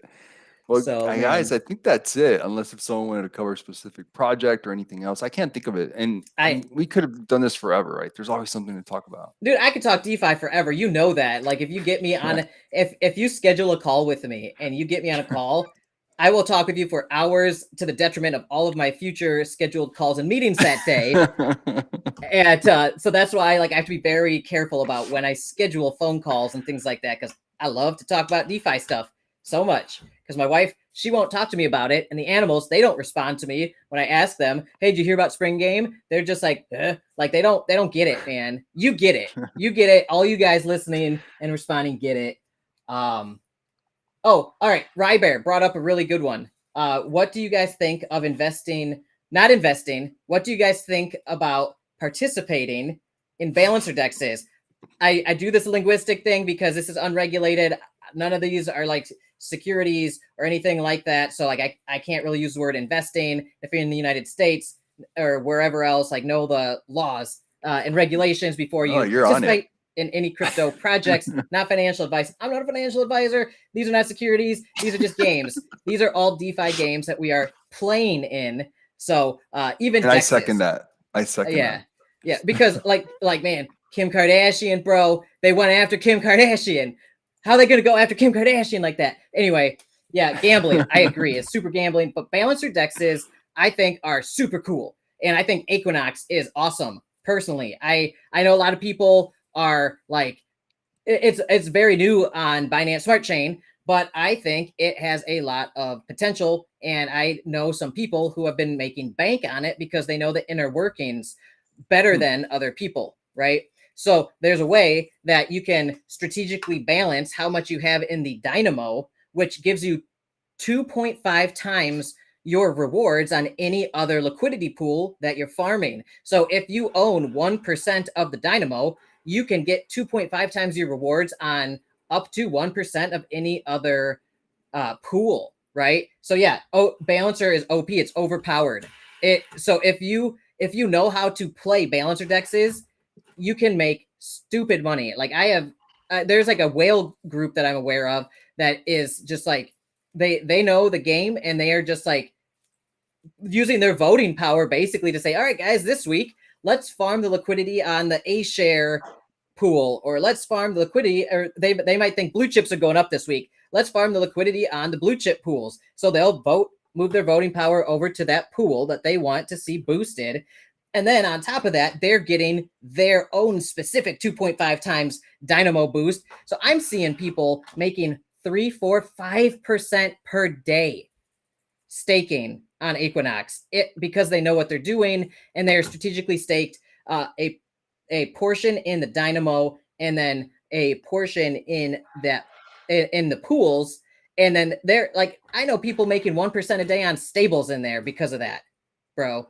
I know people making 2-3% on blue chip crypto in there. I know people making 4-5% on A share pool, AIMS pool, the AAA pool. Dude, stupid numbers. And I've actually been meaning to make a video. I have like a few of these whales in the community that are willing to come on to a show with me or to do a video where they will show me their spreadsheets and their numbers of what they're actually making. Because if you look at the UI, it doesn't factor in those super boosted rewards, right? Mm-hmm. It doesn't factor that in. So they know how to, they figured out though, based on what they've received every day, what they're actually making based on what they have in the dynamo. So keep in mind this, you have to have something staked in the dynamo to get that 2.5x boosted reward. So you have to like think strategically. If I put this percent, if you're saying I want to put in $1,000 into this, how do I maximize that? And there are strategies, and you can go in there. There people talk about these strategies if you look for them, where you put in like X amount staked in the dynamo, where basically you're setting and forgetting that. And that's going to give you the 2.5x boost up to that certain percent of the dynamo that you own. And then you put up to that certain percent in another one of the liquidity pools or multiple liquidity pools. Think about that. So if you only own 0.02% of the dynamo, then if I would only go up to 0.02% of any of the other pools. And I would, as soon as I hit that limit in another pool, I would put that 0.2% into the next pool, and then into the next pool, and boost my rewards across all of them. And then that way you don't have to put a ton into the dynamo to get a large effect across multiple pools that you're staked in. So that's why, like, somebody like me who has a small amount, I have like 0.001% of the dynamo or something. So like, I'm only going to put 0.001% in any of the pools. As soon as I've maxed out this pool, I'm going to move to the next one and the next one until they're all getting me 2.5x boosted rewards. Then I'll jack up my stake in the dynamo a little bit, and then I'll jack up my stake in all those pools and maximize their yields. So I'm going to do a video with some of these whales who they're like accountants like you, where they've got spreadsheets and they've got all fancy tracking. Sounds really interesting. Yeah. Sounds really interesting. It's a lot of research. Like, people, it's not intuitive. If you haven't really done the deep dive on a balancer DEX, you will not understand this. If you're used to Pancake Swap and Uniswap and traditional liquidity farming, you might just see, okay, this pool is giving me X% APR. So, oh, that's not super desirable to me. I might put my money elsewhere. But if you boost it strategically and you lay out a plan like that, then you can start getting some numbers that can they're pretty crazy looking numbers, to be honest. So now, financial advice, do your own research, please. Check out their Discord and everything. So all these balancer DEXs, though, are coming out. Champion Finance is coming out with one in November, I think, on Avalanche. And I believe Frozen Walrus is working on a balancer style DEX also, I think, on Avalanche. Is that right, Enrique? I know Frozen Walrus is on Avalanche, so I would assume it's going to be on Avalanche, but I didn't know anything about their bouncer. So you know how like Pancake Swap forks were like the thing for a while, the trendy thing, like Pancake Swap DEXs. Well, now the new trend is balancer style DEXs. Every project wants to have their own balancer style DEX. So I think we're going to see balancer style DEX wars across these different projects and networks, as everybody's going to try to get the main balancer style DEX on their network. And I think Equinox has that first mover advantage on Binance Smart Chain. We got balancer, I think, over on Ethereum, so they've already got that. And then I think right now we're going to see a kind of a competition between Champion and Frozen Walrus as they're trying to get a balancer style DEX going on Avalanche. It's so interesting to see how things change. I agree. And it's not an easy fork either. So it's a lot more involved than a Pancake Swap fork. It's like 60 smart contracts, and you gotta like massage it really well and then do the whole front end to work with it. So yeah, guys, I know. Let me do this giveaway. All right. I know a lot of you are waiting. Oh yeah, let's do the giveaway. Let's do the giveaway real quick. Yeah. I don't get me started talking on anything, Enrique. What are you guys thinking? All right, let's see. How do I pick the winner? I'm still getting over the whole thing that you're telling me you're taller than 6'8". I was just like, I just couldn't picture it. I know. I kid. So, all right. Bribe Wars. Bribe Wars is a thing. Look up Bribe Wars on balancer style DEXs. That's how you can see the price of the balancer style DEX reward token start going parabolic. So like, a reward token in a DEX is generally going to go down because it's a reward token being emitted. But as people start understanding how a balancer style DEX works and they start boosting their rewards, it'll start coming back up, hopefully. And that's what we've been seeing with Equinox. It went down and then it came back up and it's leveling out. And then the bribe wars, if companies come in and try to buy up the voting and governance power for that whole DEX, then they all start fighting over that AEQ token or whatever, and the price will go crazy beyond what us retail will be able to do. We'll see projects putting their treasuries basically into the AEQ token for governance purposes, so they can control the voting power on where those emissions go to for the liquidity pools that they will then also try to farm. The whole strategies I just told you about. Anyway, here we go. Let me share my screen. Okay. I told you, this is a giant cup of coffee. These cups are monstrous. So I highly recommend it. Whoever wins this contest, get the giant cup of coffee, because it's good. It is good. All right. Now, can you see my screen? Yes. All right. So I am going to pick one winner. There are 255 entries right now. And so I'm going to click draw winner, but I'm going to do it. I'm going to turn off screen sharing and then turn it back on because I don't want to show their email address and stuff like that because it will pop up with their email address. So you see this now. I am going to stop screen sharing and now I'm going to hit draw winner and hit draw. Oh, I can't see it anymore. I know. I don't want to draw it because it'll show their email address. Oh, gotcha. But I wanted to show you the screen before, and I'm going to show you it. All right, so I'm going to announce the winners on the widget. It will give the name of it's Tariq or Tariq from the United Arab Emirates. That is awesome. So I'm going in Dubai, Tariq, in a week. Hit me up, bro. I will give you Brando's sweatshirt. No, I'm not gonna fly. I'm not gonna take up my luggage space. So let me announce this with avatars. Or no, I don't want to show their avatar. I want to like keep things private because I don't want to like dox anybody because it does show their email address and stuff like that and their name. All right, so if I go now to the page, it should show it. Did it do it? Oh yeah, I need to end the contest as well. Doxing is okay, right there, yeah. Doxing is scary. If I doxed somebody accidentally, I can be like legally liable, right? So got to be careful with all that stuff. All right, if you go to the Gleam page and you refresh it, you should see, here, let me share my screen again. Okay. Boom. It is now showing on the widget itself. I ended the contest and I picked the winner, and the winner is somebody named Tariq or Tariq. I'm not sure how to pronounce that. I'm saying Tariq because of the show 90 Day Fiance. There was a guy named Tariq, and it was spelled the same way. So I don't know if that's right or not. Tariq, whatever. Congratulations, man. You're going to get $100 worth of PegHub swag. Now, keep in mind, anybody listening, don't rage quit just yet. Let me stop sharing my screen because I want to pull up his Twitter page. I got to double check this real quick to make sure they're not like a total scam account. There are some ways I can see.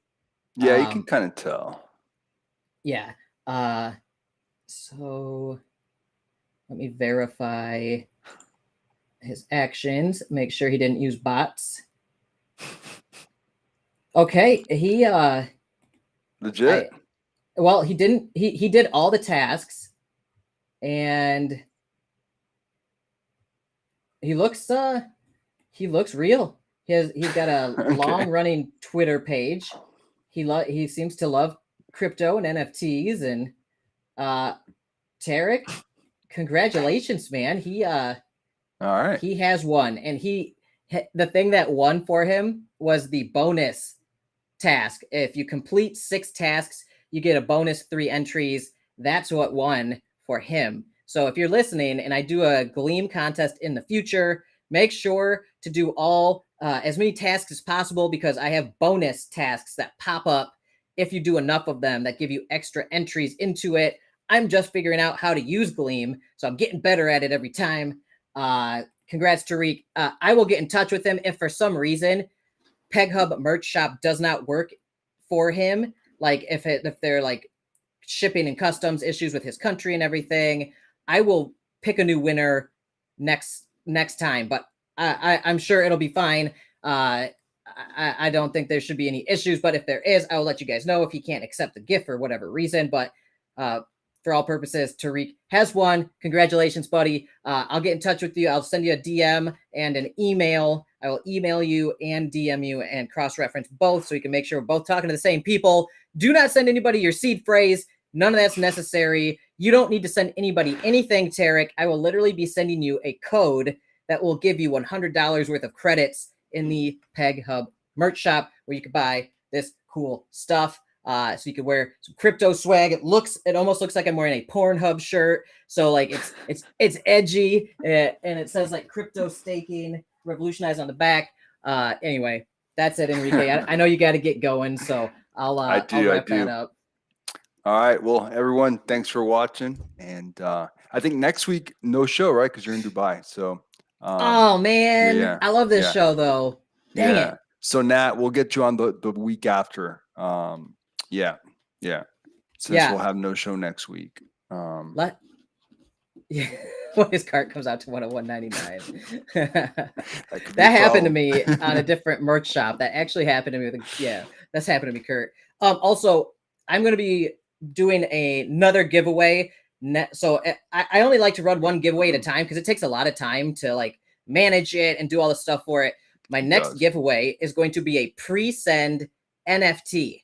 All right. A pre-send NFT, very hot right now. Everybody's trying to get some. I don't. Did they mint out? I forget.